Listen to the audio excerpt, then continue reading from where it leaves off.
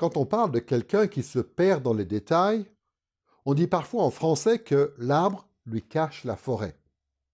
Beaucoup de cultures ont des expressions similaires et il n'est pas difficile de comprendre ce qu'on veut dire par une telle métaphore. Quand on est confronté à toutes sortes de petits détails dans une situation donnée, il arrive qu'on attache tellement d'importance à ces détails qu'on finit par perdre de vue l'ensemble. Et donc, quand quelqu'un se trouve ainsi empêtré dans les détails, on lui conseille généralement de prendre un peu de recul pour retrouver une vision plus globale de la situation. Pour beaucoup de gens, l'Ancien Testament est un endroit où les détails empêchent de voir l'ensemble. L'Ancien Testament est un livre très long qui contient tellement de noms, de lieux, d'événements, d'enseignements théologiques et d'instructions morales qu'on peut facilement perdre de vue les éléments sous-jacents qui unifient l'ensemble de l'Ancien Testament. Pour ne pas s'arrêter à cette expérience quelque peu déroutante, il est important de prendre un peu de recul et d'essayer d'avoir une vision globale de l'Ancien Testament. Ceci est la deuxième leçon de notre série où nous faisons un survol de l'Ancien Testament que nous avons intitulé « Le Royaume, les Alliances et le canon de l'Ancien Testament ». Ce qu'on va voir dans cette série, c'est que l'Ancien Testament est un livre qui parle du Royaume de Dieu, que le Royaume de Dieu est administré par le moyen de plusieurs alliances, et qu'à leur tour, ces alliances sont expliquées et appliquées à des situations spécifiques, au moyen des livres qui constituent le canon de l'Ancien Testament. Cette leçon a pour titre « Le Royaume de Dieu ». Et dans cette leçon, nous allons voir que la théologie biblique du royaume ou du règne de Dieu, si elle est bien comprise, est un des thèmes les plus efficaces pour comprendre et unifier l'ensemble de l'Ancien Testament. Dans cette leçon, nous allons examiner ce que la Bible nous enseigne sur le royaume de Dieu sous 4 aspects. D'abord, nous verrons la façon dont les Écritures parlent du royaume de Dieu dans un sens qui peut être large ou étroit. Ensuite, nous étudierons le royaume de Dieu tel qu'il se présente pendant la période primitive, c'est-à-dire pendant les toutes premières étapes de l'histoire du monde. Troisièmement, nous nous intéresserons au royaume de Dieu dans l'histoire de la nation d'Israël dans l'Ancien Testament. Et enfin, quatrièmement, nous verrons comment le royaume de Dieu se présente dans le Nouveau Testament. Grâce à ces 4 volets de notre étude, nous aurons une vision globale et cohérente de l'ensemble de l'Ancien Testament. Commençons par nous intéresser à la façon dont l'Ancien Testament parle du règne de Dieu, dans un sens qui peut être large ou étroit. Au moment de commencer cette leçon, il est important de faire 2 précisions qui sont absolument essentielles pour bien comprendre ce qu'est le royaume de Dieu. Nous allons voir d'abord que l'Ancien Testament parle du royaume de Dieu dans un sens large, en affirmant que la souveraineté de Dieu est complète et qu'elle ne change pas.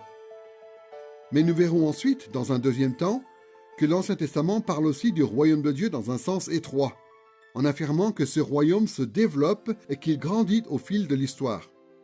Mais commençons par la perspective plus large qui concerne la souveraineté absolue de Dieu qui ne change pas. S'il y a bien une chose que la Bible affirme clairement, c'est que Dieu est celui qui a créé et qui soutient le monde entier. Il n'y a aucun autre Dieu créateur. Par conséquent, Dieu a toujours été et sera toujours le Seigneur incontesté de toute sa création. Prenons par exemple le psaume 93, versets 1 et 2, où il y a cette louange adressée au Créateur qui règne. L'Éternel règne, il est revêtu de majesté, il a pris la force pour ceinture. Aussi le monde est ferme, il ne chancelle pas. Ton trône est établi dès les temps anciens, tu existes de toute éternité. De ce point de vue, la foi d'Israël dans l'Ancien Testament est très différente des religions des nations voisines. Ces religions-là prétendaient qu'il y avait de nombreux dieux qui se battaient entre eux pour être souverains et que la puissance de ces dieux fluctuait en fonction des circonstances de l'histoire. Parfois, certains dieux apparaissaient puis disparaissaient en fonction des cycles des saisons de l'année. D'autres dieux apparaissaient puis disparaissaient en fonction des victoires et des défaites à la guerre des nations qui étaient sous leur coupe. Mais ce type de concept est étranger à la foi biblique. Yahvé, le Dieu d'Israël, est l'unique créateur, soutien et régisseur de toute la création, y compris des créatures célestes ou des dieux prétendus.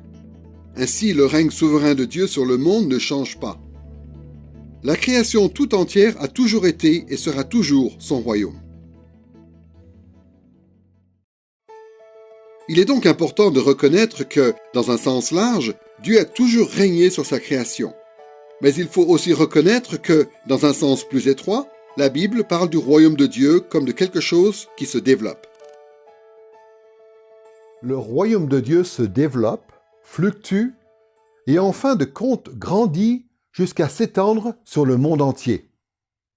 Et comme on va le voir dans un instant, lorsque la Bible évoque le règne ou le royaume de Dieu, elle parle généralement de cette dimension historique. Une des façons les plus évidentes d'illustrer cette dimension du royaume de Dieu consiste à prendre les premières phrases de la prière du Notre Père. Dans Matthieu chapitre 6, versets 9 et 10, Jésus résume tout l'enseignement de l'Ancien Testament sur le royaume de Dieu en disant à ses disciples qu'il faut prier ainsi. « Notre Père, qui es aux cieux, que ton nom soit sanctifié, que ton règne vienne, que ta volonté soit faite sur la terre comme au ciel. » Puisqu'on sait que dans un sens plus général, Dieu a toujours régné sur toute la création, y compris sur toute la terre, ces paroles devraient nous sembler un peu étonnantes. Que veut dire Jésus quand il dit qu'il faut prier « que ton règne vienne » si Dieu règne déjà? Comment son règne peut-il encore venir? Eh bien, tout simplement, Jésus se réfère ici à l'Ancien Testament qui dit que Dieu a un règne historique qui se développe.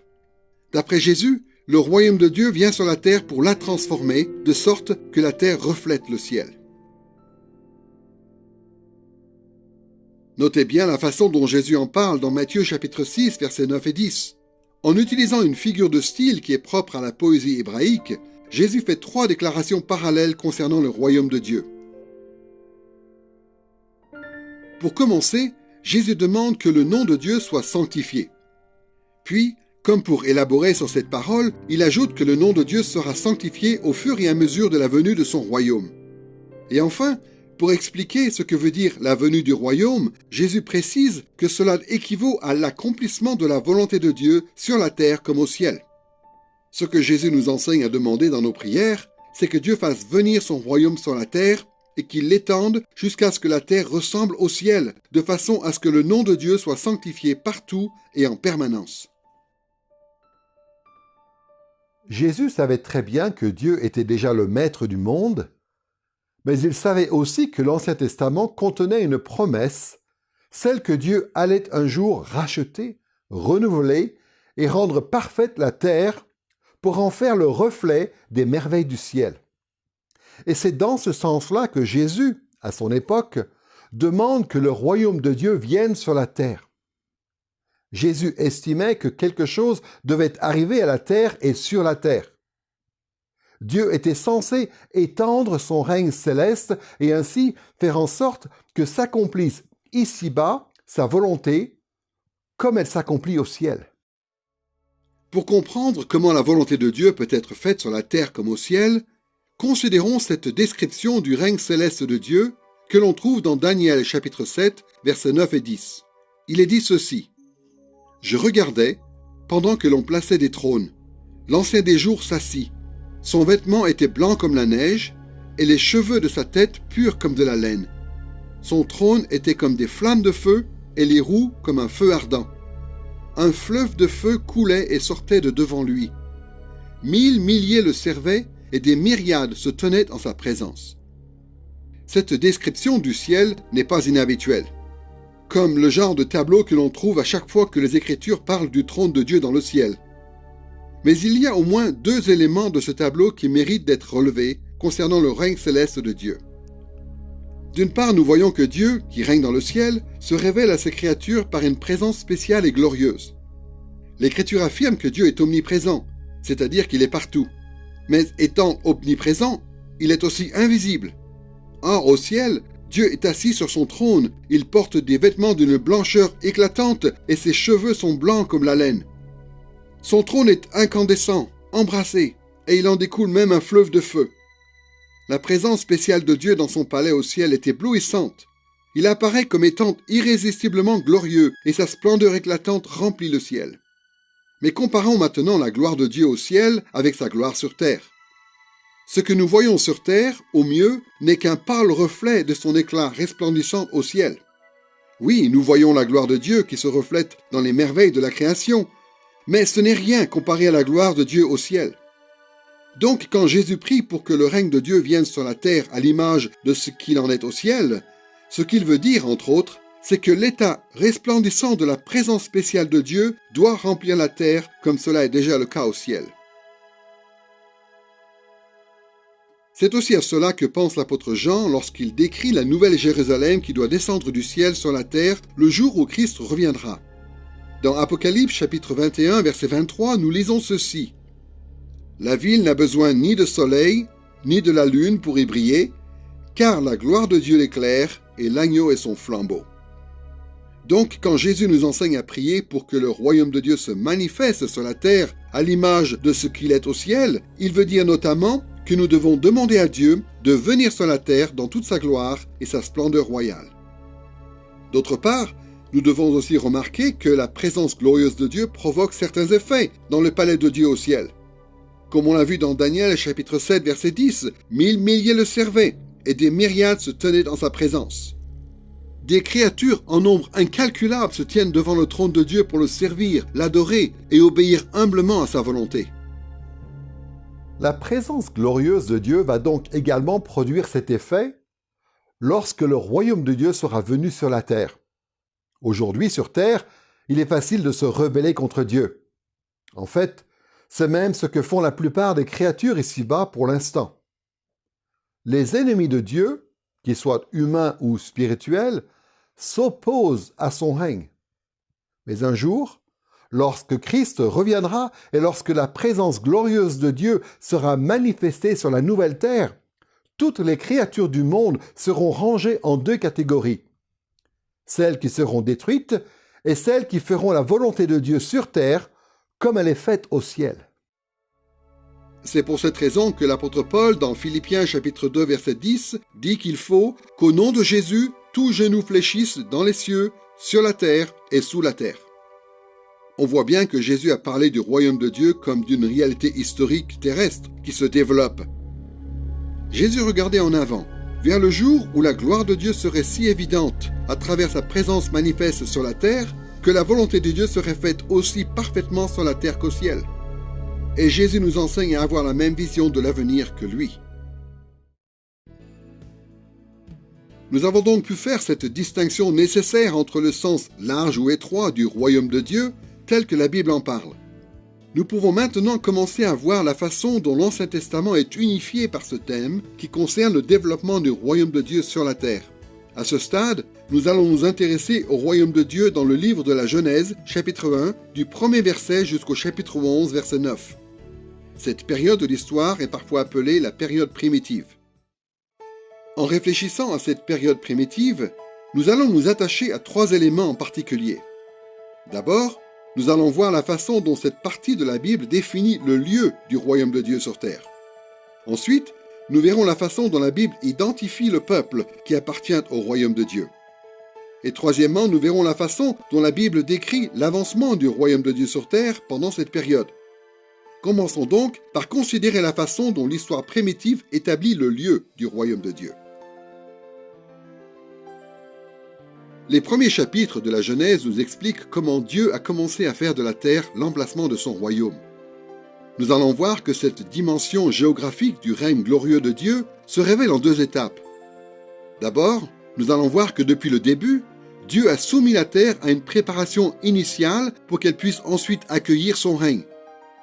Et deuxièmement, nous verrons que Dieu prévoyait de faire débuter son règne dans un lieu précis pour qu'ensuite il y ait une expansion continue des frontières de ce royaume jusqu'à inclure le monde entier.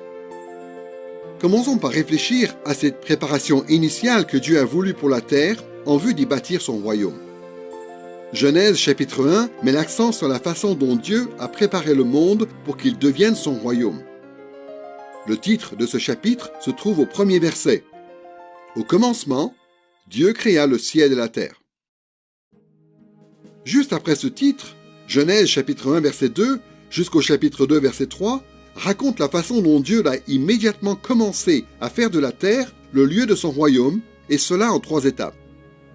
D'abord, L'histoire de la création commence dans Genèse, chapitre 1, verset 2, avec un monde chaotique et Dieu qui s'apprête à intervenir contre le chaos. Voyez la façon dont la terre est décrite dans ce verset. La terre était informe et vide. Il y avait des ténèbres à la surface de l'abîme, mais l'Esprit de Dieu planait au-dessus des eaux. Il y a deux choses importantes à relever dans ce verset.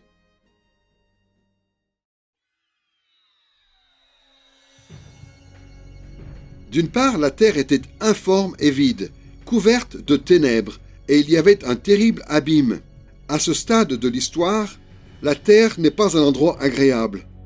C'est loin d'être l'idéal. Les termes informe et vide sont employés ailleurs dans l'Ancien Testament pour décrire des endroits déserts et sauvages sur la terre, des endroits inhabitables pour les êtres humains. En plus de cela, les termes ténèbres et abîme ont des connotations très négatives tout au long des Écritures.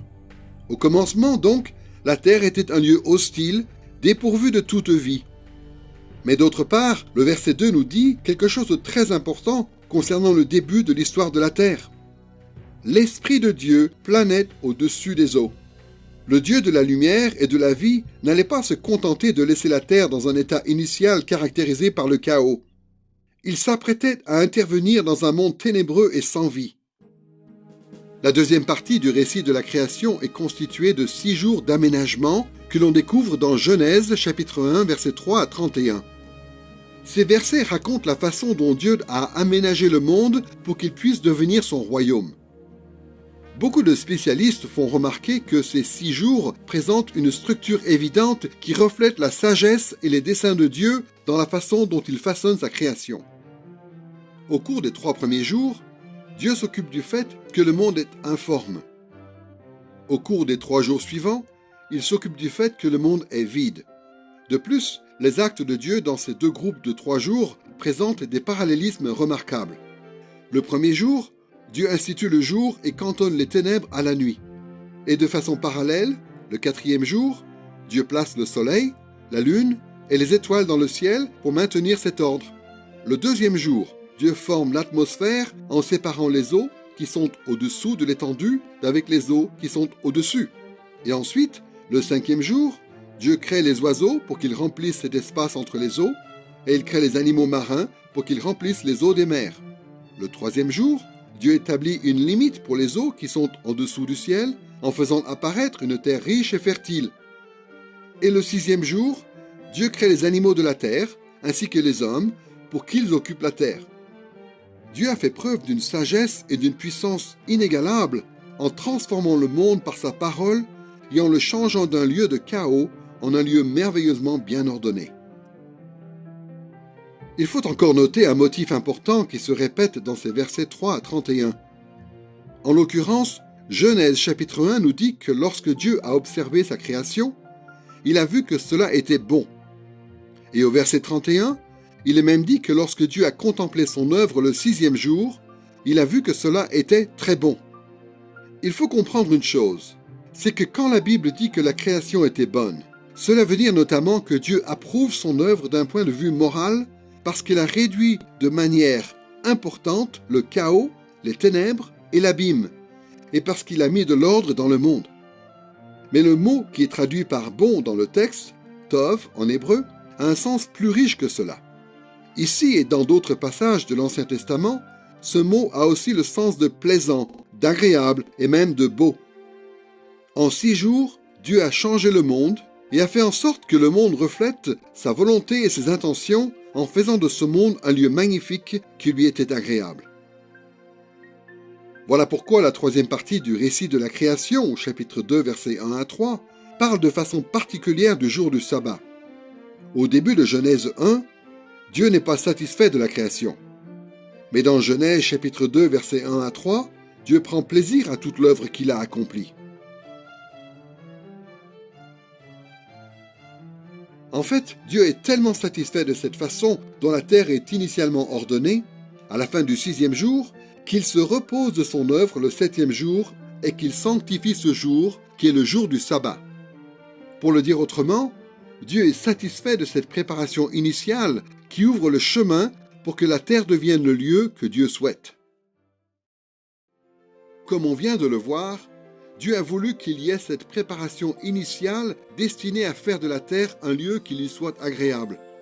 Mais il faut maintenant remarquer que le dessein de Dieu pour la terre ne s'arrêtait pas là. Malgré tout le travail que Dieu avait fourni pendant la première semaine de la création, Dieu n'avait pas transformé le monde entier en un paradis merveilleux. Tandis que le monde entier avait été agencé par Dieu jusqu'à un certain point, Genèse chapitre 2 nous montre qu'il n'y avait en fait sur terre qu'un seul endroit qui pouvait être appelé, à juste titre, un paradis. Voyez la façon dont cet endroit est décrit dans Genèse chapitre 2 versets 8 et 9. Puis l'Éternel Dieu planta un jardin en Éden, du côté de l'Orient. L'Éternel Dieu fit germer du sol toutes sortes d'arbres, d'aspect agréable et bon à manger, ainsi que l'arbre de la vie au milieu du jardin, et l'arbre de la connaissance du bien et du mal. Voici une analogie. Dieu a fait sur la terre ce que les artistes font parfois quand ils font une esquisse sur leur toile, au crayon, avant de peindre par-dessus.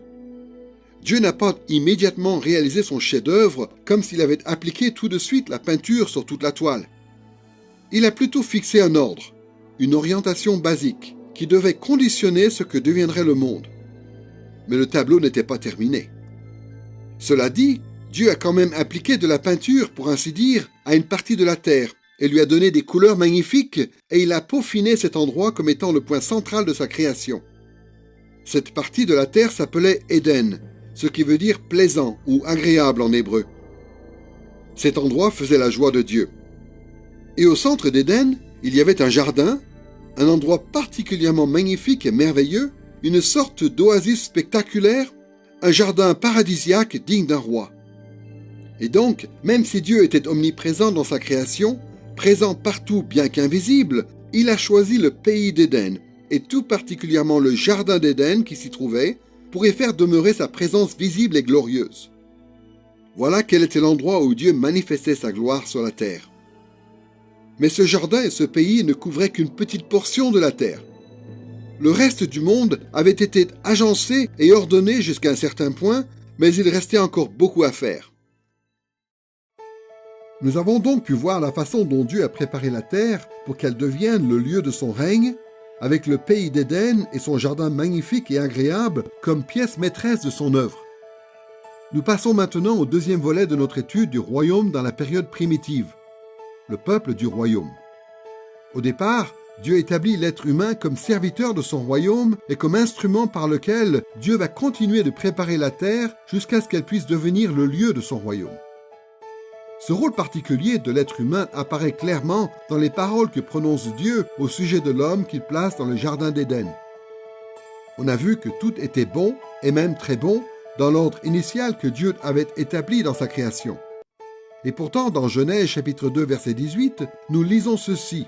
« L'Éternel Dieu dit, « Il n'est pas bon que l'homme soit seul, je lui ferai une aide qui sera son vis-à-vis. » Dieu, qui avait estimé que la création était bonne, découvre maintenant qu'il y a dans son précieux jardin quelque chose qui n'est pas bon.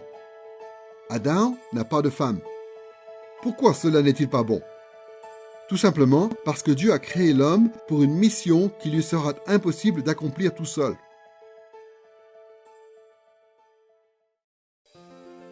On peut comprendre en quoi cette tâche est trop grande pour être assumée par un seul homme si l'on remarque les deux façons dont le rôle de l'humanité est décrit dans ce passage.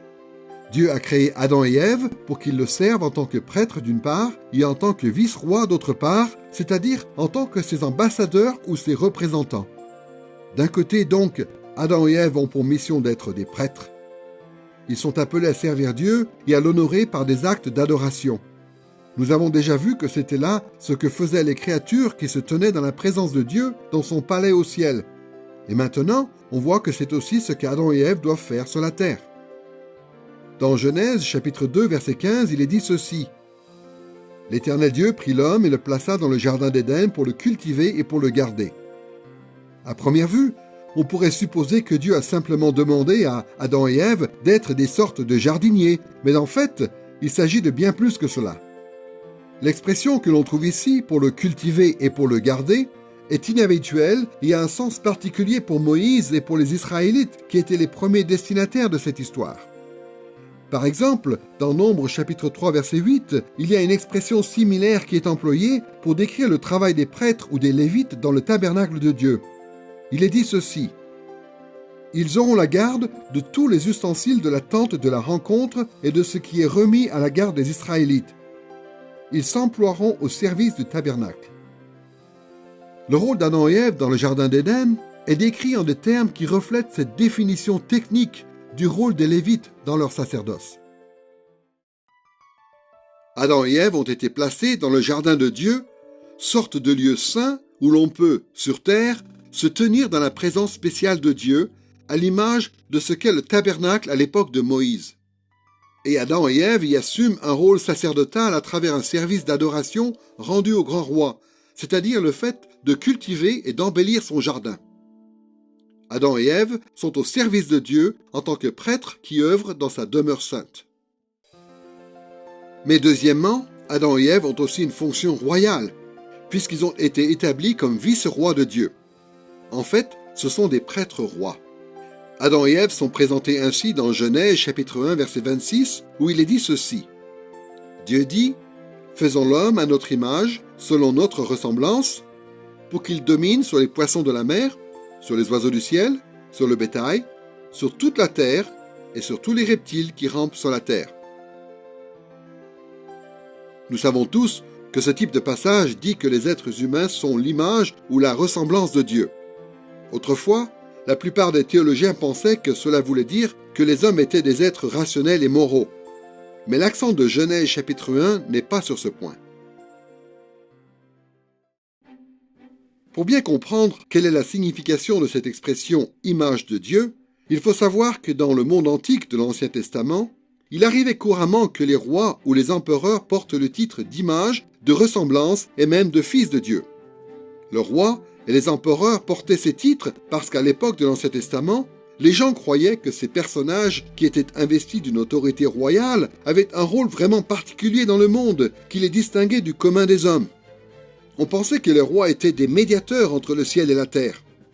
Et on se disait que les rois et les empereurs avaient une mission particulière qui consistait à découvrir la volonté ou la sagesse des dieux qui habitaient dans le ciel et ensuite à utiliser leurs prérogatives royales pour faire appliquer cette volonté céleste sur la terre. Pour reprendre la formule de Jésus dans le Notre Père, les rois étaient censés découvrir la volonté de Dieu au ciel et ensuite faire cette volonté sur la terre. On peut voir le caractère vraiment radical de ce qu'affirme Moïse, étant donné son époque, puisqu'il dit que tous les êtres humains, pas seulement les rois et les empereurs, sont des images de Dieu. D'après l'Ancien Testament, tous les êtres humains ont été créés pour être les vice-rois de Dieu, c'est-à-dire pour régner sur la terre et pour s'assurer que sa volonté soit faite ici-bas, un peu comme ces empereurs de l'Antiquité dont on pensait qu'ils régnaient au nom de leur Dieu. Cette compréhension de l'expression « image de Dieu » explique pourquoi Dieu décrit le rôle de l'humanité en des termes bien particuliers que l'on trouve dans Genèse chapitre 1 versets 27 et 28. Voici ce qu'écrit Moïse dans ces versets. « Dieu créa l'homme à son image, il le créa à l'image de Dieu, hommes et femmes il les créa. Dieu les bénit et Dieu leur dit, soyez féconds, multipliez-vous, remplissez la terre et soumettez-la. Dominez sur les poissons de la mer, sur les oiseaux du ciel et sur tout animal qui rampe sur la terre. » Voici donc comment on peut résumer cette fonction royale qui tient au fait d'être l'image de Dieu. Comme on l'a vu, Dieu a mis de l'ordre et de la beauté dans sa création, et Dieu a placé l'humanité dans son précieux jardin comme un lieu saint pour que les hommes le servent en tant que prêtres. Mais Dieu a aussi voulu que les hommes qui portent son image en tant que vice-rois se multiplient en nombre et remplissent non seulement le jardin d'Éden, mais aussi la terre entière.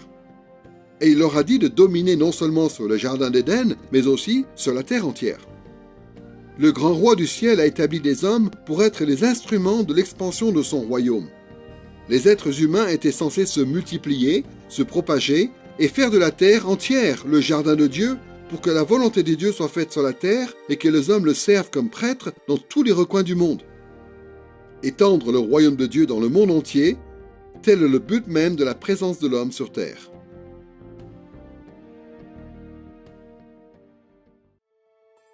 Nous avons donc pu évoquer le lieu que Dieu avait établi pour son royaume au départ, et ensuite le peuple qui faisait partie de ce royaume. Maintenant, nous pouvons examiner l'avancement du royaume de Dieu sur la terre pendant cette période primitive. Nous allons résumer le récit que fait Moïse de cette période en 3 points. D'abord, nous allons parler de la grande trahison qui a eu lieu à l'encontre du grand roi et dont les conséquences sont cosmiques. Deuxièmement, nous verrons la façon dont la corruption du genre humain a augmenté jusqu'à atteindre des niveaux inimaginables et la façon dont cette corruption a ensuite entraîné le jugement des hommes. Mais troisièmement, nous verrons la stratégie à long terme que Dieu a révélée pour accomplir les desseins de son royaume sur la terre malgré les échecs des hommes. Commençons par la grande trahison qui s'est produite sur la terre. Au lieu de faire appliquer la volonté de Dieu sur toute la terre, Adam et Ève ont succombé à la tentation de Satan et ils se sont rebellés contre leur divin roi en mangeant le fruit interdit. Le résultat, c'est qu'au lieu de propager la beauté du jardin d'Éden jusqu'aux extrémités du monde, Adam et Ève ont été expulsés du jardin et condamnés à vivre sous une malédiction. Pourtant, le rôle des hommes en tant que bâtisseurs du royaume n'a pas complètement disparu. Adam et Ève étaient encore censés rendre un culte à Dieu. Et ils étaient encore censés se multiplier et dominer sur la terre. Mais à cause de leur rébellion, ils ont été maudits, et la terre avec eux, de sorte que la multiplication et la domination qu'on attendait d'eux sont devenues difficiles, frustrantes et pénibles. En ce qui concerne le fait de se multiplier, Dieu dit ceci à Ève dans Genèse chapitre 3 verset 16. « Je rendrai tes grossesses très pénibles, c'est avec peine que tu accoucheras. » Et concernant le fait de dominer, Dieu parle à Adam en ces mots dans Genèse chapitre 3 verset 17. « Le sol sera maudit à cause de toi. C'est avec peine que tu en tireras ta nourriture tous les jours de ta vie. » Au lieu de remplir facilement et honorablement leurs fonctions en tant qu'image de Dieu, les hommes ont été obligés d'affronter un monde hostile et de faire l'expérience de la douleur et de la futilité dans leur vie sur terre. Deuxièmement, pendant cette période primitive, les hommes ont continué de suivre le chemin de la corruption et ont fini par attirer sur eux-mêmes le jugement sévère de Dieu. Avant la chute de l'humanité dans le péché, le fait d'avoir des enfants aurait eu pour effet d'augmenter le nombre de personnes qui étaient des images de Dieu et donc le nombre de vice-rois et de prêtres fidèles sur la terre. Mais après le péché d'Adam et Ève, les conditions n'étaient plus réunies pour que tous leurs descendants soient fidèles à Dieu. En fait, en raison de leur nature déchue, pas un seul de leurs descendants ne pourrait être fidèle à Dieu sans que Dieu lui-même le rachète et le délivre de la puissance du péché. Malheureusement, la grande majorité des êtres humains a continué à se rebeller contre Dieu. Le fils aîné d'Adam et Ève, Caïn, a assassiné son frère Abel. Et ce qu'on découvre dans la généalogie de Caïn, dans Genèse chapitre 4, c'est que la famille de Caïn a grandi, qu'elle a dominé sur la terre et que sa rébellion a empiré. Au lieu d'exercer dignement leur fonction de prêtre-roi mandaté par Dieu, en façonnant une culture humaine où l'on rendrait un culte à Dieu, où l'on ferait sa volonté sur la terre, les descendants de Caïn se sont plutôt élevés eux-mêmes et ont façonné des cultures qui résistaient au règne de Dieu. Et avec le temps, les êtres humains sont devenus si méchants que Dieu a décidé de détruire l'humanité. Voici comment Genèse chapitre 6, versets 5 à 7 en parle. « L'Éternel vit que la méchanceté de l'homme était grande sur la terre, et que chaque jour son cœur ne concevait que des pensées mauvaises. L'Éternel regretta d'avoir fait l'homme sur la terre, et son cœur fut affligé. L'Éternel dit, « J'effacerai de la surface du sol l'homme que j'ai créé, depuis l'homme jusqu'au bétail, aux reptiles et aux oiseaux du ciel, car je regrette de les avoir faits. » Mais troisièmement, l'histoire primitive nous parle aussi de la stratégie à long terme que Dieu a mise en place pour étendre son royaume dans le monde entier. Ce qui s'est passé, c'est que malgré la corruption du genre humain, Dieu a décidé de racheter un certain nombre d'êtres humains, de les délivrer de la domination du péché et de bâtir son royaume à travers eux. Dieu a fait preuve d'une miséricorde salvatrice envers ces hommes qui portent son image dans le but qu'ils servent son plan. Le premier indice qui pointe vers cette stratégie à long terme se trouve dans Genèse chapitre 3 verset 15, juste après qu'Adam et Ève ont péché. Dans ce verset, Dieu maudit le serpent qui a incité Adam et Ève à commettre le péché et il lui dit ceci: « Je mettrai inimitié entre toi et la femme, entre ta descendance et sa descendance. Celle-ci t'écrasera la tête et tu lui écraseras le talon. » Fondamentalement, ce que Dieu promet ici, c'est que même si Satan et les humains qui le suivent vont continuer à attaquer la descendance d'Ève, en fin de compte, sa vraie descendance, l'humanité rachetée, finira par écraser la tête du serpent et ainsi triompher de celui qui a été l'instigateur de cette grande trahison. C'est la raison pour laquelle l'apôtre Paul fait cette promesse aux chrétiens de Rome dans Romains chapitre 16 verset 20. « Le Dieu de paix écrasera bientôt Satan sous vos pieds. » Cette espérance de la rédemption a perduré depuis l'époque d'Adam et Ève jusqu'à aujourd'hui. Par contraste avec la lignée de Caïn qui devient de plus en plus corrompue, un troisième fils est né, Seth, qui remplace le fidèle Abel. Comme on le découvre à travers la généalogie de Genèse chapitre 5, Seth et ses descendants honorent Dieu dans leur vie en essayant de faire sa volonté sur la terre. La situation sur terre va quand même empirer. Mais même une fois que le mal s'est tellement répandu que Dieu décide de détruire l'humanité par un déluge cataclysmique, il y a quand même un descendant de Seth qui est fidèle et qui obtient de la faveur de Dieu, Noé. Et Dieu sauve Noé et sa famille, alors que le reste de l'humanité est exterminé par le déluge. Maintenant, vers la fin de cette période primitive, dans Genèse chapitre 8, versets 21 et 22, Dieu commence à préparer le terrain pour une stratégie complexe et longue qui va permettre aux hommes rachetés de remplir de nouveau leurs fonctions en tant qu'image de Dieu. Dans ce passage, Dieu dit ceci: « Je ne maudirai plus le sol à cause de l'homme, parce que le cœur de l'homme est disposé au mal dès sa jeunesse. Et je ne frapperai plus tout ce qui est vivant comme je l'ai fait. Tant que la terre subsistera, les semailles et la moisson, le froid et la chaleur, l'été et l'hiver, le jour et la nuit ne cesseront pas. » Notez bien quelle est la motivation de Dieu. Il reconnaît que même les hommes rachetés sont faibles et pécheurs. Il reconnaît que le péché va continuer à endommager cette image déchue de Dieu. Et donc le roi du ciel décrète une sorte de stabilité à long terme dans sa création au profit des hommes. La raison de cette stabilité devient plus claire dans Genèse chapitre 9 verset 1. Dieu bénit Noé ainsi que ses fils et leur dit: « Soyez féconds, multipliez-vous et remplissez la terre. » En un mot, Dieu a établi cette stabilité dans la nature et il a fait disparaître le risque d'un nouveau déluge mondial afin que les hommes rachetés puissent remplir leur fonction originelle en tant qu'image de Dieu. Dieu savait déjà ce que le reste de l'Écriture nous apprend. Le chemin vers l'expansion du royaume de Dieu est un chemin tortueux et accidenté. Dieu savait que son propre peuple trébucherait et qu'il tomberait, et il savait aussi que l'opposition aux serviteurs de son royaume augmenterait puis serait vaincue. Et donc Dieu a établi cet ordre nouveau caractérisé par une certaine stabilité dans la nature, afin qu'un jour, dans un avenir lointain, les hommes qui l'auraient racheté et rendu fidèles puissent accomplir leur mission en tant qu'image de Dieu, une mission qui consiste à étendre son royaume sur toute cette terre déchue. Ainsi, le royaume de Dieu dans l'histoire a commencé dans le jardin d'Éden et devait s'étendre à toute la terre par l'intermédiaire des êtres humains qui sont l'image de Dieu, ses prêtres et ses rois.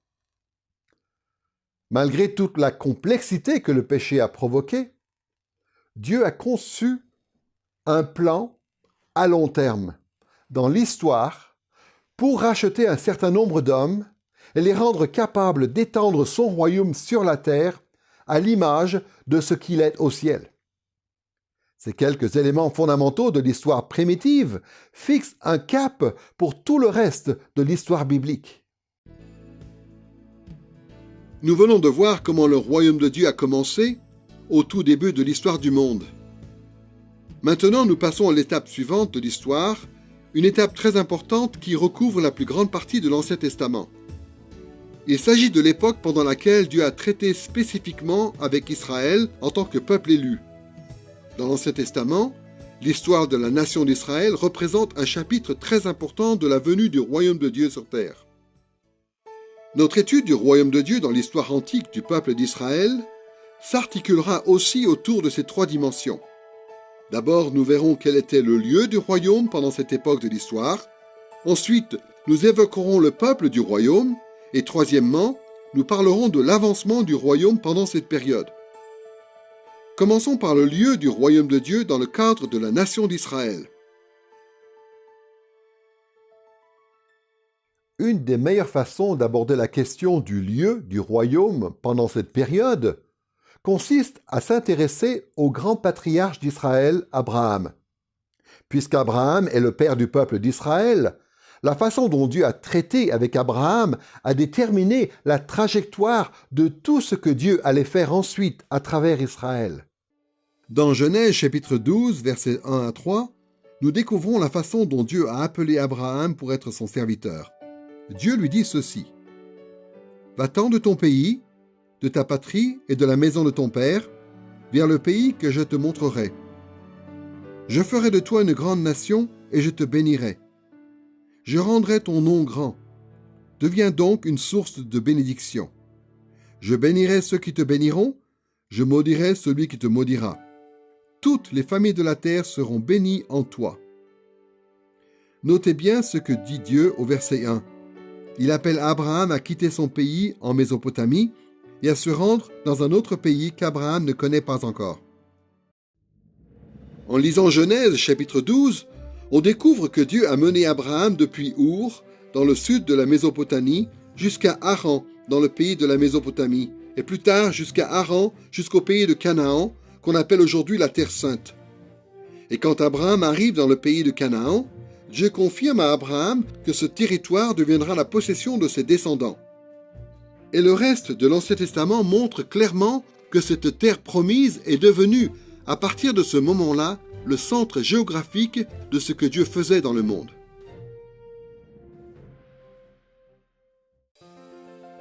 Dans l'appel d'Abraham à rejoindre la terre promise, il y a au moins deux choses qui peuvent nous aider à comprendre le lieu du royaume de Dieu.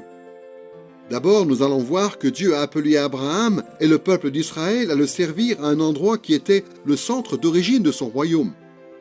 Ensuite, nous verrons que Dieu a appelé Israël à œuvrer à l'expansion de son royaume au-delà de ce centre d'origine. Commençons par cette idée selon laquelle Dieu a appelé Abraham et sa descendance à le servir dans un lieu qui était le centre d'origine de son royaume. Comme on l'a vu précédemment, le centre d'origine du royaume de Dieu sur la terre était le Jardin d'Éden. Malheureusement, beaucoup d'interprètes de la Bible ont pensé, à tort, que le pays d'Éden se trouvait en Mésopotamie.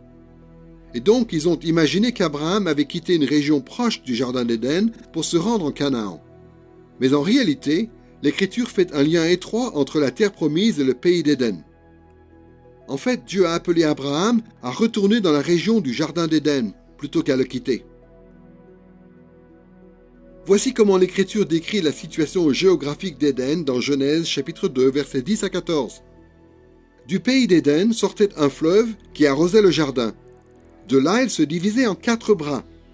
Le nom de l'un était Pishon. Il contourne tout le pays de Havila. Le deuxième fleuve s'appelait Gihon. Il parcourt toute l'Éthiopie. Le troisième fleuve s'appelait le Tigre. Et le quatrième fleuve, c'est l'Euphrate.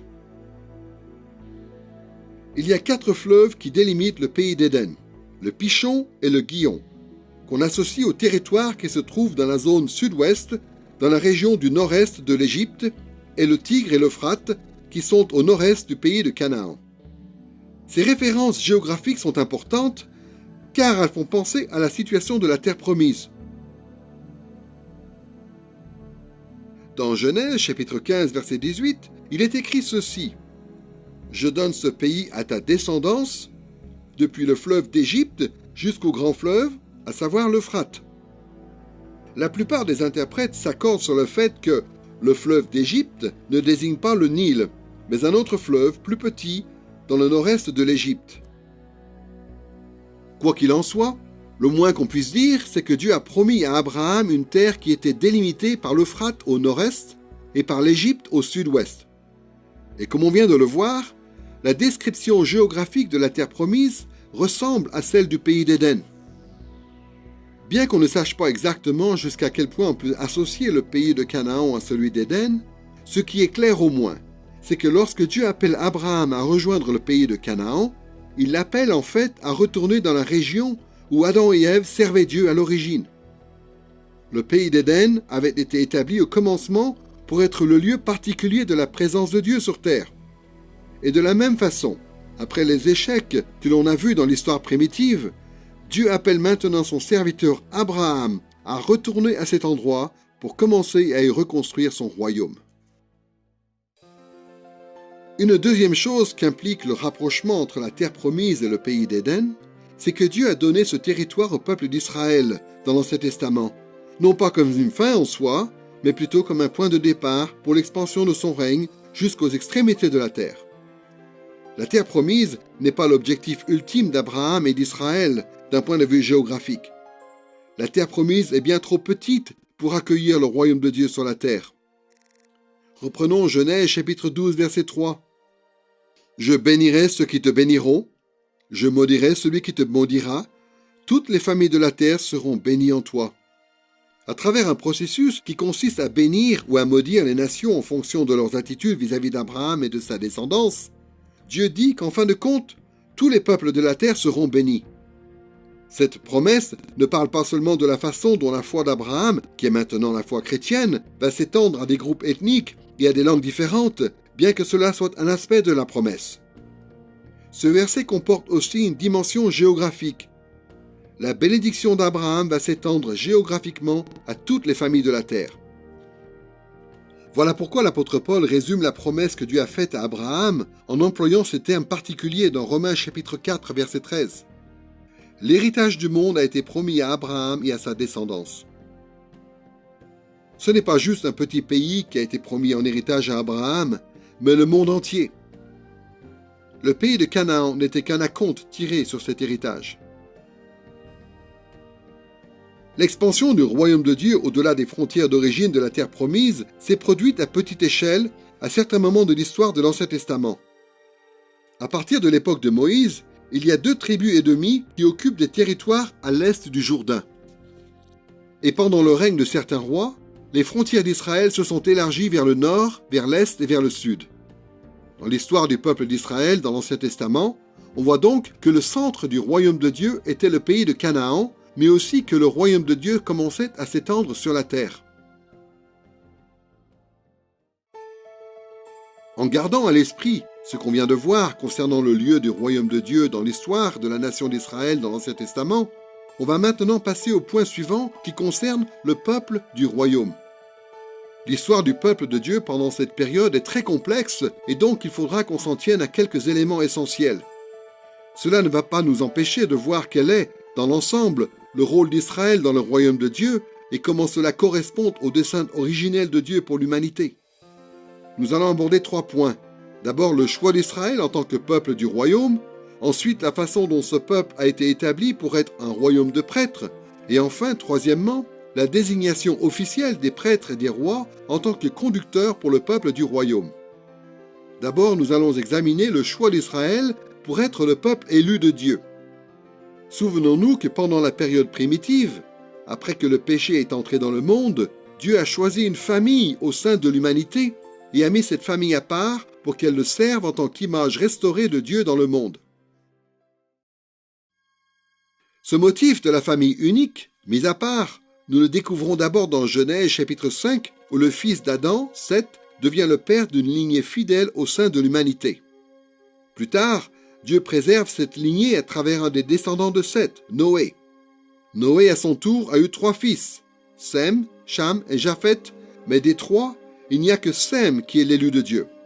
De la descendance de Sem est issu un homme en particulier, Abraham, que Dieu choisit pour perpétuer cette lignée fidèle.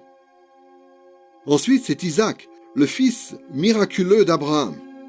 Et après lui, c'est Jacob, le fils d'Isaac, dont le nom est aussi Israël, qui prend la relève en tant qu'image de Dieu et objet de sa faveur.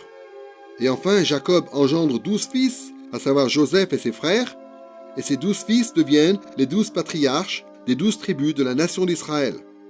Ces 12 tribus sont aimées de Dieu et reçoivent le titre spécial de peuple de Dieu. Dieu aime ce peuple comme un père aime son premier-né. De toutes les nations de l'humanité, les tribus d'Israël constituent un peuple à part, le peuple du royaume de Dieu. Deuxièmement, en choisissant les tribus d'Israël, Dieu a établi un royaume de prêtres pour qu'ils puissent accomplir la mission qui avait été confiée à Adam et Ève à l'origine, à savoir celle d'assumer la fonction de prêtre et de roi. Dieu déclare très explicitement qu'Israël doit remplir cette fonction dans le cadre de l'avancement de son royaume. Dans Exode chapitre 19, versets 4 à 6, l'Éternel adresse ces paroles au peuple d'Israël qui est rassemblé au pied du mont Sinaï. « Vous avez vu vous-même ce que j'ai fait à l'Égypte. Je vous ai porté sur des ailes d'aigle et fait venir vers moi. Maintenant, si vous écoutez ma voix et si vous gardez mon alliance, vous m'appartiendrez en propre entre tous les peuples, car toute la terre est à moi. Quant à vous, vous serez pour moi un royaume de sacrificateurs et une nation sainte. » Notez bien ce que Dieu dit au sujet des 12 tribus d'Israël. Elles sont censées être un royaume de sacrificateurs et une nation sainte. Comme on l'a dit, la nation d'Israël devait être sainte, c'est-à-dire à part, distincte, séparée des autres peuples. Mais plus précisément encore, elle devait être un royaume de sacrificateurs ou de prêtres ou encore un royaume sacerdotal. Le fait qu'Israël soit appelé un royaume de prêtres montre qu'Israël était censé remplir la double fonction à laquelle Adam et Ève étaient destinés à l'origine. Souvenez-vous qu'Adam et Ève étaient appelés à servir Dieu dans le monde en tant que prêtres rois. Ici, nous voyons que les tribus d'Israël étaient aussi appelées à être les prêtres rois de Dieu. Troisièmement, même si tout Israël avait le privilège d'être le sacerdoce royal du royaume de Dieu, il faut noter que lorsqu'Israël est devenu une nation puissante, certains Israélites ont reçu des vocations spéciales et sont devenus des prêtres et des rois. Dans un sens général, toute la nation d'Israël était sainte, car elle avait été choisie par Dieu pour être son royaume de prêtres.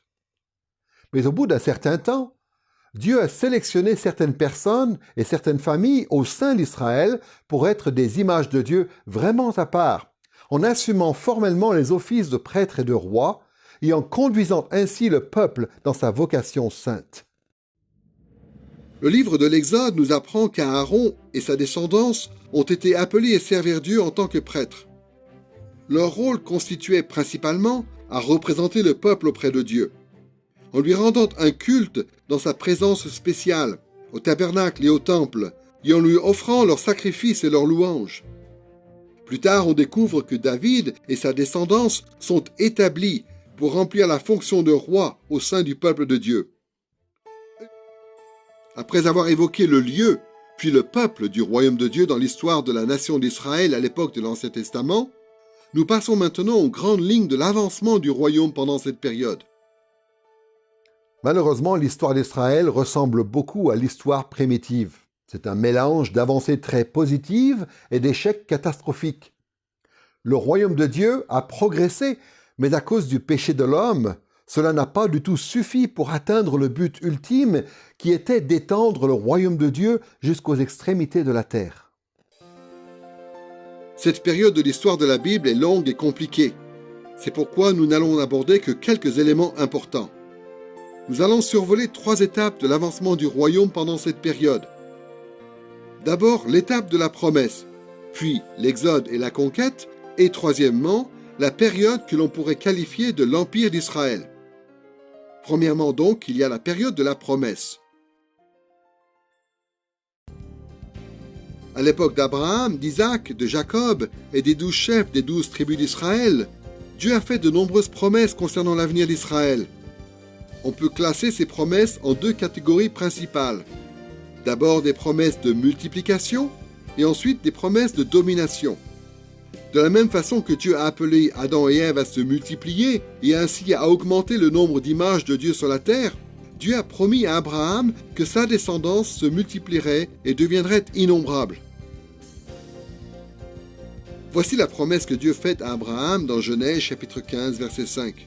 « Contemple donc le ciel et compte les étoiles, si tu peux les compter. » Il ajouta, « Telle sera ta descendance. » Comme on l'a vu, Abraham et sa descendance ont été choisis pour montrer la voie au reste des hommes concernant leur rôle en tant qu'image de Dieu. Cela allait se produire notamment à travers la croissance numérique de cette descendance sainte. Ainsi, un jour, les êtres humains rachetés seraient aussi nombreux que les étoiles dans le ciel. C'est la raison pour laquelle le récit insiste tant sur la naissance d'Isaac, l'enfant miracle né d'Abraham et de Sarah. C'est aussi la raison pour laquelle l'histoire biblique s'attache autant au fils d'Isaac, Jacob, et aux 12 fils de Jacob. Le peuple de Dieu est déjà en train de se multiplier dans l'Ancien Testament, même pendant cette période de la promesse. Et cela explique aussi pourquoi la croissance numérique de la nation d'Israël, en tant que communauté constituée d'images de Dieu rachetées, est un thème important dans tout l'Ancien Testament. Mais les récits bibliques qui concernent les patriarches ne mettent pas seulement l'accent sur une promesse de multiplication. Ils parlent aussi d'une promesse de domination. Non seulement Dieu a-t-il promis à Abraham qu'il aurait une descendance nombreuse, mais il lui a aussi promis que sa descendance posséderait la terre sainte de Canaan. C'est ce qu'on voit dans Genèse chapitre 15 verset 7. Dieu lui dit encore, « Je suis l'Éternel qui t'ai fait sortir d'Our des Chaldéens pour te donner ce pays en possession. » Tout comme Dieu avait dit à Adam et Ève de dominer sur la terre, maintenant il dit que son peuple élu, le peuple d'Israël, pourra dominer et prospérer dans un territoire qui lui est promis. C'est la raison pour laquelle Abraham a acheté symboliquement un petit terrain dans le pays de Canaan pour en faire un lieu de sépulture pour sa famille. De plus, cela explique pourquoi Jacob, ayant quitté le pays de la promesse pendant un temps, y retourne quand même malgré le danger que cela représente. Et cela explique aussi pourquoi, sur son lit de mort, Joseph affirme que les Israélites un jour quitteront l'Égypte et retourneront en terre promise. Cette période des patriarches est une période de l'Ancien Testament où Dieu fait des promesses qui concernent notamment la multiplication et la domination d'Israël en tant que peuple qui doit faire avancer le royaume de Dieu. La deuxième étape importante de l'avancement du royaume de Dieu sur la terre dans l'histoire d'Israël, c'est l'étape que nous avons appelée l'Exode et la conquête. Dans l'Ancien Testament, il y a un passage en particulier qui montre clairement que ce que Dieu faisait dans l'histoire d'Israël pendant cette période était destiné à établir son royaume sur la terre. Ce passage, c'est celui où, après avoir traversé la mer Rouge, Moïse et les Israélites entonnent leur fameux cantique dans Exode chapitre 15, versets 1 à 18. C'est le premier passage dans toute l'Écriture où le thème du royaume de Dieu apparaît explicitement. Dans ce cantique, il y a beaucoup de motifs qui ont un rapport avec le royaume, mais on va en relever un en particulier. Dans Exode chapitre 15, verset 13, il y a ces paroles qui révèlent la confiance de Moïse en l'avenir. « Par ta bienveillance, tu as conduit ce peuple que tu as racheté. Par ta puissance, tu le diriges vers ta demeure sainte. » Notez bien que les Israélites ici louent Dieu parce qu'il est en train de les diriger vers sa demeure sainte. Comme on l'a vu, la terre promise devait être, comme le pays d'Éden, le lieu de la sainte présence de Dieu sur terre. Mais il y a encore autre chose. Le mot qui est traduit par « conduire » dans ce verset, « nahal » en hébreu, signifie plus précisément « conduire avec soin » ou « guider comme un berger ». Cette métaphore du berger est souvent utilisée pour décrire le rôle des rois au Proche-Orient à cette époque, et dans la Bible en particulier. Dieu est donc en train de conduire son peuple vers sa demeure sainte en tant que roi et berger. Le thème de la royauté de Dieu et du royaume de Dieu apparaît aussi à la fin de ce cantique dans Exode chapitre 15 versets 17 et 18. « Tu les amèneras et tu les implanteras sur la montagne de ton héritage, au lieu que tu as préparé pour ta résidence, ô Éternel. Ô sanctuaire, Seigneur, que tes mains ont établi, l'Éternel régnera éternellement et à toujours. » D'après ces deux versets, Dieu est en train de conduire Israël vers une montagne sainte, vers un sanctuaire qui, un peu plus tard dans la Bible, se révélera être Jérusalem. Mais quelle sera la fonction de cette montagne et de ce sanctuaire? Moïse dit que ce sera la résidence de Dieu. Encore une fois, le terme qui est traduit par résidence ou yashav en hébreu désigne souvent l'emplacement du trône d'un roi. Étant donné les différents motifs relatifs à la royauté dans ce passage, ce sanctuaire sur la montagne peut donc être compris comme étant le lieu où se trouvera le trône de Dieu. C'est pourquoi immédiatement après, au verset 18, on trouve cette louange qui emploie explicitement la terminologie de la royauté. L'Éternel régnera éternellement et à toujours. Dieu a agi comme un roi pour le peuple d'Israël en le conduisant, tel un berger, vers la terre promise où il avait l'intention d'établir Israël en tant que peuple de son royaume, réuni autour de son trône. Autrement dit, l'Exode et la conquête avaient pour but d'établir le règne de Dieu, sa royauté, son royaume sur la terre, pour toujours. Dans l'Ancien Testament, on peut aussi relever une troisième étape dans l'avancement du royaume de Dieu dans l'histoire de la nation d'Israël. On pourrait l'appeler l'étape de l'Empire, c'est-à-dire la période pendant laquelle Israël a existé en tant que nation établie, avec un roi et un temple. La place des rois humains dans le plan de Dieu pour Israël est parfois un objet de controverse. Dans une leçon à venir, nous réfléchirons attentivement à la question et nous verrons que Dieu a toujours voulu qu'Israël ait un roi humain. Nous verrons aussi comment la fonction de roi s'est développée en Israël. Mais pour l'instant, nous allons simplement nous intéresser à la façon dont le royaume de Dieu a progressé, après que Dieu a choisi d'établir David et ses fils comme rois sur son peuple. David et son fils Salomon ont fait avancer le royaume de Dieu sur la terre en établissant Jérusalem comme demeure pour le roi et pour le temple. D'une part, le trône de David à Jérusalem signifie la présence d'une dynastie royale qui incarne le règne de Dieu sur la terre. Voici comment le trône de la maison de David est décrit dans 1 Chroniques chapitre 29 verset 23. Salomon s'assit sur le trône de l'Éternel comme roi à la place de son père David. Le trône de David, c'est le trône de l'Éternel. La maison de David est appelée à conduire le peuple d'Israël, en représentant auprès du peuple l'autorité royale de Dieu. David et ses fils ont une fonction officielle éminente en tant qu'image de Dieu qui ont été élevés pour conduire d'autres images de Dieu. D'autre part, David a conçu et Salomon a construit le temple de Dieu que la Bible appelle souvent la maison de Dieu ou le palais de Dieu. Et dans ce temple, les prêtres ont été établis pour conduire le peuple d'Israël, qui est lui-même un royaume de sacrificateurs, dans son service et son culte à Dieu. Or, Salomon a placé au cœur du temple l'arche de l'Alliance que David avait apportée à Jérusalem. L'arche de l'Alliance a une valeur symbolique très importante. Selon David, l'arche de l'Alliance est le marchepied de Dieu. Voici ce que dit David dans 1 Chroniques chapitre 28 verset 2. « J'avais l'intention de construire un temple pour y déposer le coffre de l'alliance du Seigneur, le marchepied de notre Dieu. J'avais donc tout préparé à cet effet. » Le trône de Dieu est dans le ciel, mais c'est l'arche de l'alliance dans le temple de Jérusalem qui est son marchepied. Finalement, Salomon a fait de Jérusalem une capitale pour la maison de David et un sanctuaire royal pour Dieu lui-même. On peut donc voir qu'à l'époque de David et de Salomon, le peuple d'Israël n'est plus la petite tribu nomade qui était à l'époque d'Abraham, mais il est devenu une véritable nation établie à travers l'exode et la conquête. Et enfin, il est devenu l'empire que l'on vient d'évoquer avec un roi et un temple établis dans la grande ville de Jérusalem.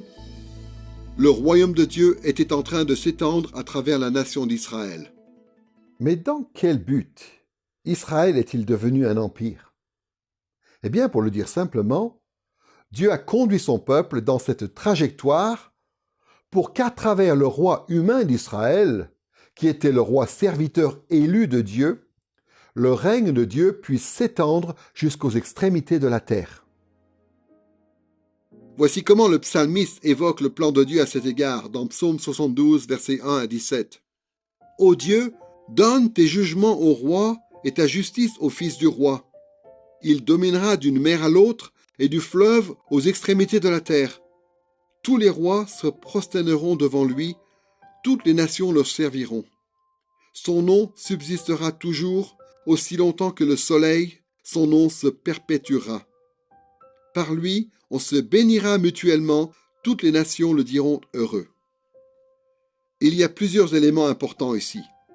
D'abord, le psalmiste prie pour que la maison de David soit bénie, pour qu'elle soit caractérisée par la justice de Dieu.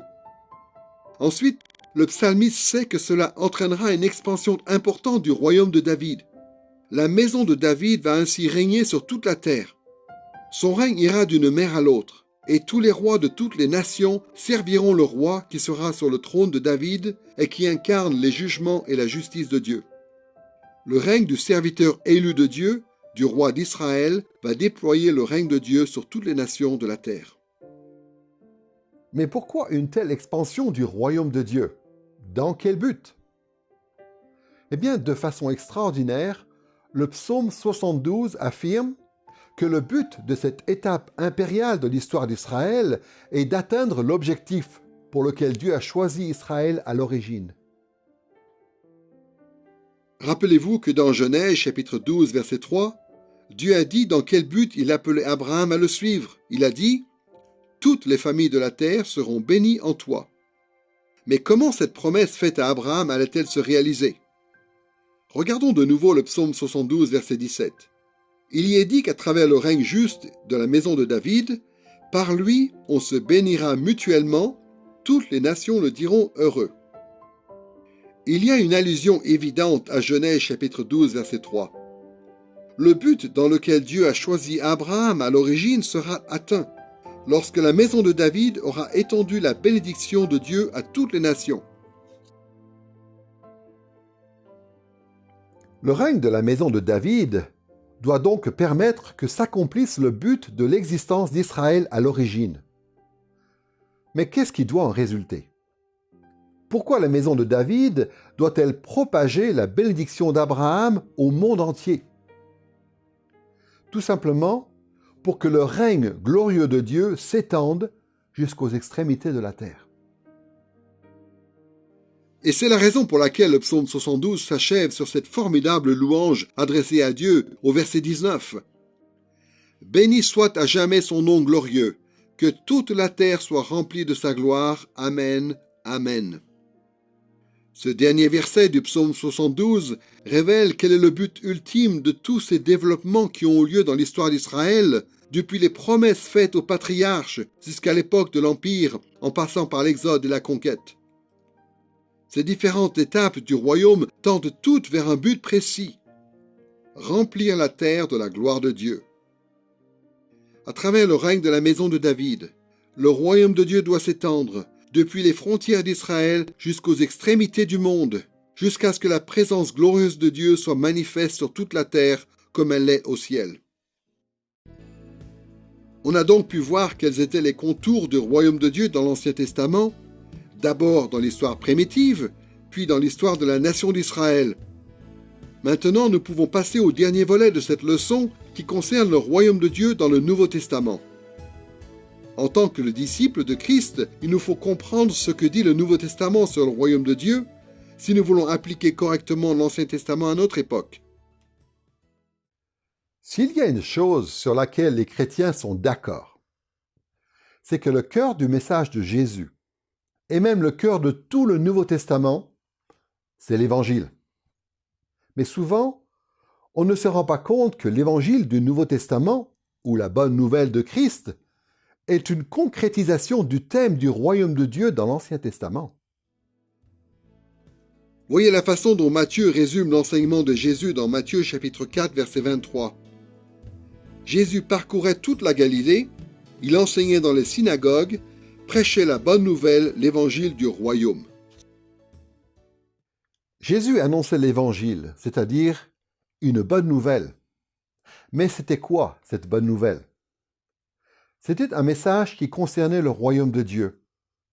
Voilà pourquoi notre compréhension de l'Évangile, c'est-à-dire de ce message que nous croyons et que nous annonçons à d'autres, et qui est le cœur même du Nouveau Testament, est directement liée à notre compréhension du royaume de Dieu. Nous allons nous intéresser au thème du royaume de Dieu dans le Nouveau Testament en abordant successivement les 3 points que nous avons déjà évoqués par rapport à d'autres étapes de l'histoire biblique. Nous verrons donc d'abord ce que le Nouveau Testament nous dit concernant le lieu du royaume. Ensuite, ce qu'il dit concernant le peuple du royaume. Et enfin, troisièmement, nous parlerons de l'avancement du royaume pendant la période du Nouveau Testament. Commençons par le lieu du royaume dans le Nouveau Testament. À bien des égards, on peut constater que le Nouveau Testament dit globalement la même chose que l'Ancien Testament concernant le lieu ou l'emplacement du royaume de Dieu. D'abord, le Nouveau Testament indique que le centre du royaume de Dieu se trouve en Israël. Et deuxièmement, le Nouveau Testament parle de l'expansion de ce royaume dans le monde entier. Intéressons-nous, pour commencer, à l'emplacement du royaume de Dieu en Israël à l'époque du Nouveau Testament. Le fait que le royaume de Dieu dans le Nouveau Testament soit centré en Israël ne devrait pas nous surprendre. C'est une réalité qui a été soulignée à plusieurs reprises dans l'Ancien Testament. Au début, le royaume de Dieu sur la terre était centré en Éden. Puis la nation d'Israël est retournée dans la région d'Éden sous la conduite de Moïse dans le but de bâtir le royaume de Dieu. Et donc, lorsque débute l'étape du Nouveau Testament, le royaume de Dieu se trouve encore une fois centré en Israël. Il n'est vraiment pas difficile de voir que le pays d'Israël est le centre géographique du royaume de Dieu dans le Nouveau Testament. Comme on le sait, Jésus est né en Israël, où il a grandi, où il a choisi ses disciples, où il a exercé son ministère, où il est mort, où il est ressuscité, et d'où il est parti pour monter au ciel. À l'exception d'une petite période qu'il a passée en Égypte lorsqu'il était enfant, Jésus a passé toute sa vie en terre promise. Pour bien comprendre pourquoi le royaume de Dieu est centré en terre promise même dans le Nouveau Testament, il peut être utile de se souvenir de la situation du peuple de Dieu à cette époque. Dieu avait béni la nation d'Israël dans l'Ancien Testament. D'un peuple semi-nomade à l'époque des patriarches, Dieu l'a fait devenir une nation à part entière sous la conduite de Moïse et de Josué.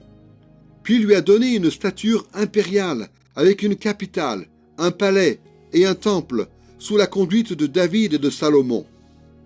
Toutes ces étapes représentaient des avancées importantes pour le règne de Dieu sur la terre. Mais ce qu'on apprend aussi dans l'Ancien Testament, c'est que le peuple d'Israël s'est rebellé contre Dieu pendant cette période de bénédiction, et qu'il s'est rebellé si gravement que Dieu a provoqué son exil de la Terre Sainte. À l'époque de Jésus, le peuple d'Israël vit donc dans cette situation d'exil, ayant été dispersé et tyrannisé pendant plusieurs centaines d'années par 5 empires païens différents, les Assyriens, les Babyloniens, les Perses et les Mèdes, les Grecs et les Romains.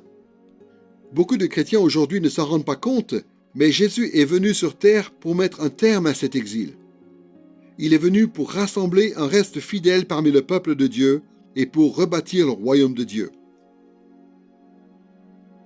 Voyez la façon dont Luc raconte un des premiers sermons de Jésus dans Luc chapitre 4, versets 17 à 19. On lui remit le livre du prophète Ésaïe. Il ouvrit le livre et trouva le passage où il était écrit « L'Esprit du Seigneur est sur moi parce qu'il m'a oint, pour annoncer la bonne nouvelle aux pauvres. Il m'a envoyé pour proclamer aux captifs la délivrance et aux aveugles le recouvrement de la vue, pour renvoyer libres les opprimés, pour proclamer une année de grâce du Seigneur. » Dans la synagogue de Nazareth, Jésus a lu une prophétie d'Ésaïe chapitre 61 qui dit qu'un jour, les exilés vont retourner dans le pays de la promesse. La prophétie d'Ésaïe emploie des termes de pauvres, de captifs, d'aveugles et d'opprimés qui désignent dans Ésaïe 61 les Israélites de l'exil. Mais notez bien ce que dit la prophétie. Quelqu'un doit venir et leur annoncer la bonne nouvelle ou l'évangile, la délivrance, le recouvrement de la vue et la libération. Une bonne nouvelle devait être proclamée à ceux qui vivaient sous la tyrannie des nations païennes. Et qui est venu accomplir cette bonne nouvelle? Jésus. Voici ce qu'ajoute Luc dans Luc chapitre 4, versets 20 et 21. Puis Jésus roula le livre, le rendit au serviteur et s'assit. Les yeux de tous, dans la synagogue, étaient fixés sur lui. Alors il se mit à leur dire « Aujourd'hui, cette parole de l'Écriture que vous venez d'entendre est accomplie. » Jésus est celui que Dieu a oint pour annoncer aux Israélites la bonne nouvelle de la fin de leur exil. Alors certes, il est important de relever que le royaume de Dieu dans le Nouveau Testament est toujours centré en terre promise, mais il est également important de relever que le Nouveau Testament parle aussi de l'expansion du royaume jusqu'aux extrémités de la terre. En fait, le Nouveau Testament affirme que l'espoir d'une expansion du royaume jusqu'au monde entier deviendra un jour pleinement réalité en Christ. Comme c'était le cas dans chacune des étapes précédentes de l'histoire, dans le Nouveau Testament aussi, Dieu prévoit d'étendre son royaume depuis la terre promise jusqu'à toute la terre. On a déjà vu que Jésus avait appris à ses disciples à prier pour la venue du royaume sur toute la terre. Dans Matthieu chapitre 6, verset 10, Jésus dit qu'il faut prier ainsi : « Que ton règne vienne, que ta volonté soit faite sur la terre comme au ciel. » C'est un thème que Jésus continue de développer tout au long de son ministère. En fait, il fait en sorte que ses disciples ne perdent pas de vue cet objectif qui concerne le monde entier. Dans Matthieu chapitre 24, verset 14, Jésus dit ceci à ses disciples : « Cette bonne nouvelle du royaume sera prêchée dans le monde entier pour servir de témoignage à toutes les nations, alors viendra la fin. » Cet évangile de la venue du royaume de Dieu doit donc être propagé dans le monde entier, et ensuite Jésus va revenir. Gardons à l'esprit ce que nous venons de voir concernant le lieu du royaume dans le Nouveau Testament, et passons au point suivant, celui qui concerne cette fois le peuple du royaume dans le Nouveau Testament. Comme on l'a vu dès le début, Dieu a voulu que son royaume sur terre reflète son royaume au ciel. Cela devait se réaliser à travers la mission que Dieu avait confiée à ceux qui portaient son image, à savoir les hommes. Mais avec l'avènement du péché, les hommes ne pouvaient plus assumer leurs fonctions. Et par conséquent, Dieu a mis à part un peuple et l'a racheté du péché pour que ce peuple poursuive l'œuvre de Dieu sur la terre. Ce peuple est devenu la nation d'Israël. Et au cours de l'histoire de l'Ancien Testament, Dieu a élevé certaines personnes au sein d'Israël, à savoir les prêtres et les rois, pour qu'elles conduisent cette nation rachetée dans l'accomplissement des tâches qui lui revenaient en tant que peuple du royaume.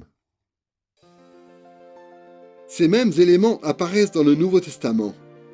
Pour bien comprendre la façon dont le Nouveau Testament en parle, nous allons aborder 2 points. Nous évoquerons d'abord Christ en tant qu'image de Dieu par excellence. Puis, nous évoquerons les croyants, ceux qui ont foi en Christ en tant qu'image de Dieu rachetée. Commençons par relever la proéminence de Jésus dans le Nouveau Testament en tant qu'image de Dieu. C'est malheureux, et pourtant vrai, beaucoup de chrétiens évangéliques aujourd'hui ne savent pas vraiment pourquoi la deuxième personne de la Trinité, le Logos éternel, s'est incarné. Nous affirmons à juste titre que Jésus est Dieu, et nous parlons beaucoup de sa mort substitutive sur la croix et de sa résurrection d'entre les morts. Mais bien souvent, les chrétiens d'aujourd'hui ne voient pas vraiment pourquoi il fallait que Jésus devienne un homme pour pouvoir accomplir ces choses. Eh bien, une des façons les plus simples d'expliquer pourquoi Dieu s'est fait homme consiste à regarder quel était le rôle de l'humanité dans le royaume de Dieu et ensuite la façon dont Jésus a parfaitement accompli ce rôle. Ce rôle a 2 aspects particuliers qui méritent notre attention. D'abord, Jésus est le dernier Adam. Ensuite, il est pour nous à la fois prêtre et roi. Nous avons tous déjà entendu parler de ce parallèle ou de cette symétrie que l'apôtre Paul voit entre Adam et Christ. Il mentionne cette corrélation à plusieurs reprises dans ses épîtres. Ce qu'il veut dire tout simplement, c'est que Christ a inversé la malédiction qu'Adam avait provoquée. D'un côté, le péché d'Adam condamne l'humanité, mais de l'autre, l'obéissance de Jésus accomplit le rôle de l'humanité en tant qu'image de Dieu. La formulation la plus succincte de cette idée de Paul se trouve peut-être dans 1 Corinthiens chapitre 15, versets 21 et 22, où il dit ceci : « Car puisque la mort est venue par un homme, c'est aussi par un homme qu'est venue la résurrection des morts. Et comme tous meurent en Adam, de même aussi tous revivront en Christ. » Ces paroles de l'apôtre ne sont pas forcément celles qu'on attendait. On aurait pu supposer que Paul dise « La mort est venue par un homme, mais la résurrection des morts est venue par la puissance de Dieu. » Certes, ce n'est pas faux, mais ce n'est pas ce que Paul veut souligner ici. Ce que Paul veut nous faire comprendre, c'est plutôt que puisque la mort des hommes est venue par un homme, c'est-à-dire par Adam, de même, la résurrection des hommes et leur accession à la vie éternelle devaient venir par un homme, c'est-à-dire par Christ. Adam a été une image de Dieu infidèle et par conséquent, il nous a acquis la mort. Mais Christ a été une image de Dieu parfaitement fidèle et par conséquent, il nous a acquis la résurrection et la vie. En mourant sous la malédiction d'Adam, Christ s'est substitué à tous ceux qui auraient foi en lui. Après quoi, Dieu a récompensé sa fidélité en lui accordant notamment la victoire sur la mort et la domination sur toute la création. Voilà une des raisons pour lesquelles le Nouveau Testament insiste tant sur la nature humaine de Christ. Il est le dernier Adam. Il est l'homme qui a pleinement assumé le rôle qui avait été confié à l'humanité depuis le commencement. Grâce à l'obéissance de Christ, le plan de Dieu pour son royaume va pouvoir s'accomplir. Mais non seulement Christ est-il l'image parfaite de Dieu, il remplit aussi pour nous un double office, prêtre et roi. Souvenez-vous qu'Adam et Ève devaient servir Dieu en tant que prêtre-roi, et que Dieu a aussi appelé Israël à être un royaume de prêtres, et que le royaume d'Israël était aussi, lui-même, dirigé par un roi, et par un sacerdoce officiel à la tête duquel il y avait le grand prêtre ou le souverain sacrificateur. C'est sans surprise donc que nous découvrons dans le Nouveau Testament que Christ est notre souverain sacrificateur et notre roi. L'auteur de l'Épître aux Hébreux, par exemple, insiste beaucoup sur le fait que Christ a un rôle de prêtre. C'est ce qu'il dit notamment dans Hébreux chapitre 4, verset 14. Nous avons un grand souverain sacrificateur qui a traversé les cieux, Jésus, le Fils de Dieu. De plus, le Nouveau Testament ne cesse de désigner Christ comme étant le fils de David, qui accomplit la fonction royale de la maison de David. En fait, lorsque l'ange annonce à Marie la naissance de Christ, voici ce qu'il dit à son sujet dans Luc chapitre 1, versets 32 et 33. « Il sera grand et sera appelé fils du Très-Haut, et le Seigneur Dieu lui donnera le trône de David son père.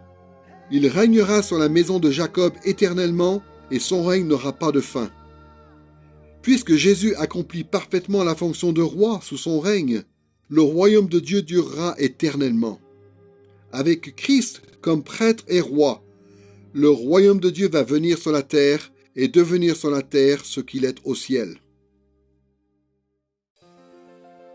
Quand on considère le royaume de Dieu dans le Nouveau Testament, il ne fait aucun doute que Christ est la personne la plus importante du royaume. Mais il ne faut pas oublier que ses disciples font aussi partie du royaume.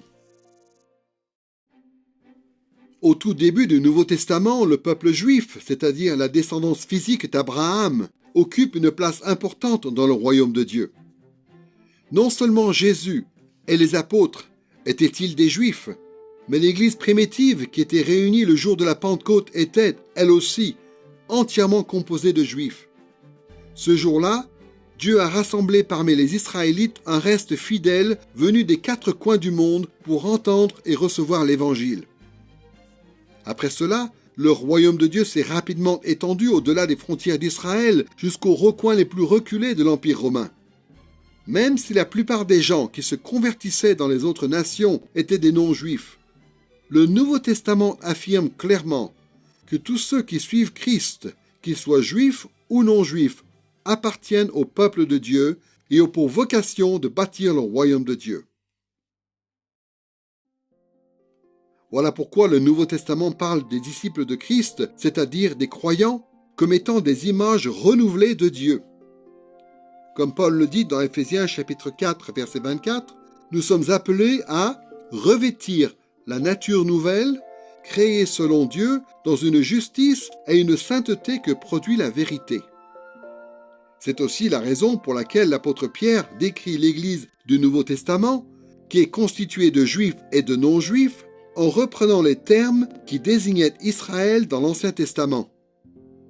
Dans 1 Pierre, chapitre 2, verset 9, il dit « Vous êtes une race élue, un sacerdoce royal, une nation sainte, un peuple racheté, afin d'annoncer les vertus de celui qui vous a appelé des ténèbres à son admirable lumière. » Dans ce passage, Pierre fait référence au livre de l'Exode, chapitre 19, verset 6, où Israël est appelé un royaume de sacrificateurs.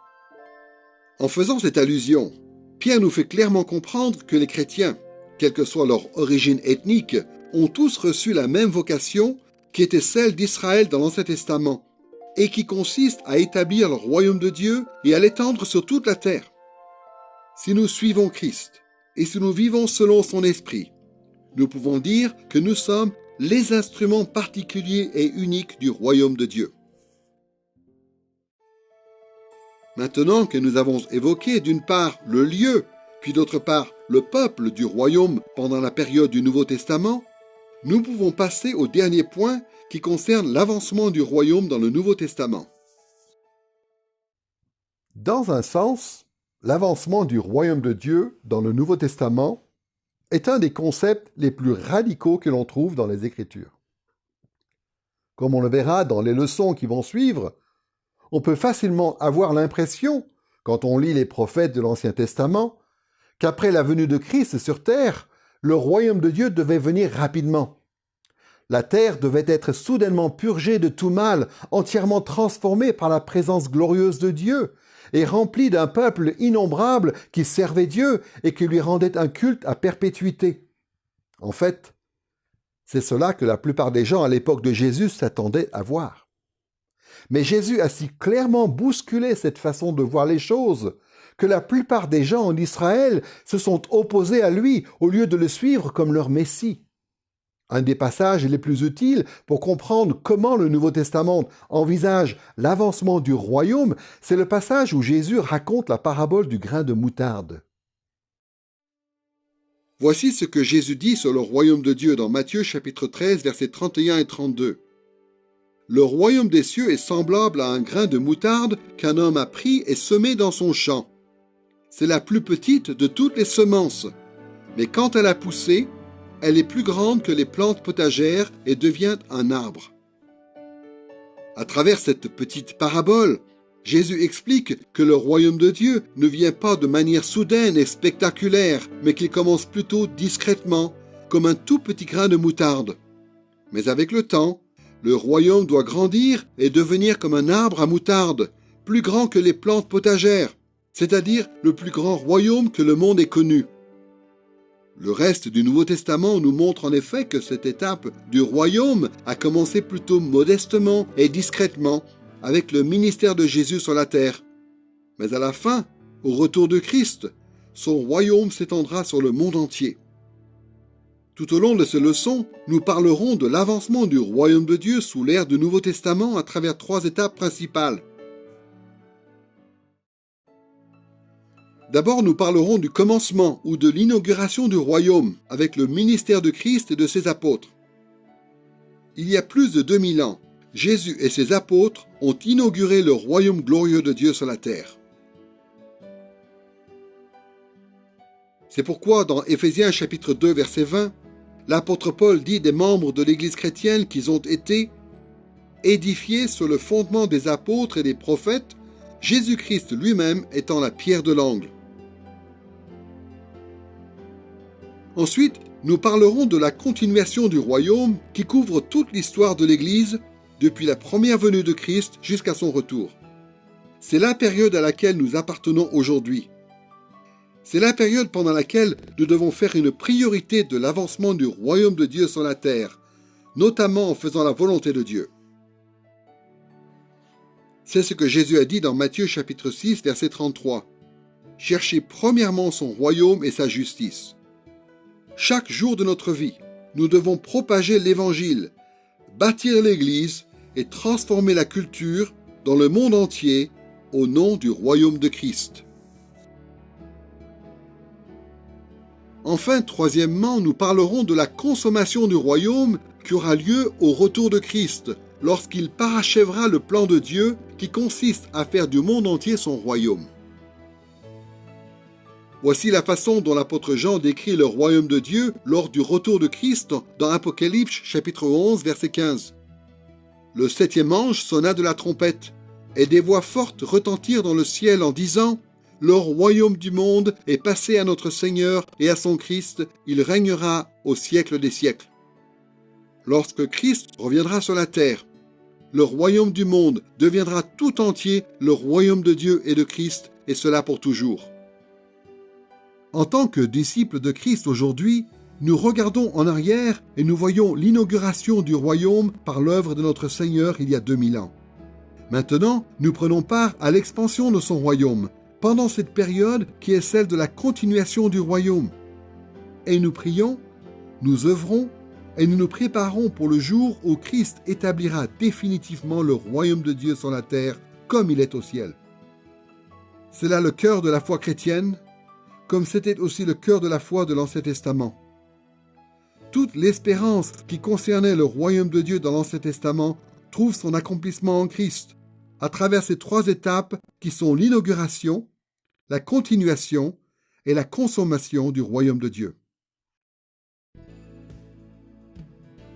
Dans cette leçon, nous avons abordé ce thème très important dans la Bible qu'est le royaume de Dieu. C'est une des meilleures façons d'avoir une vision d'ensemble de l'Ancien Testament. Nous avons vu en effet que Dieu avait prévu dès le commencement de faire venir sur terre son règne céleste. Nous avons pu considérer la façon dont Dieu a fait avancer l'histoire vers ce but pendant la période primitive, puis dans l'histoire de la nation d'Israël, puis à l'époque du Nouveau Testament. En poursuivant notre survol de l'Ancien Testament, nous reviendrons régulièrement sur ce thème du royaume parce que c'est le thème qui unifie le mieux tout l'Ancien Testament. Et en revenant sur ce thème du royaume, cela nous aidera en tant que croyants du Nouveau Testament à voir comment l'Ancien Testament peut nous servir aujourd'hui de guide pour notre vie au service du roi et de son royaume.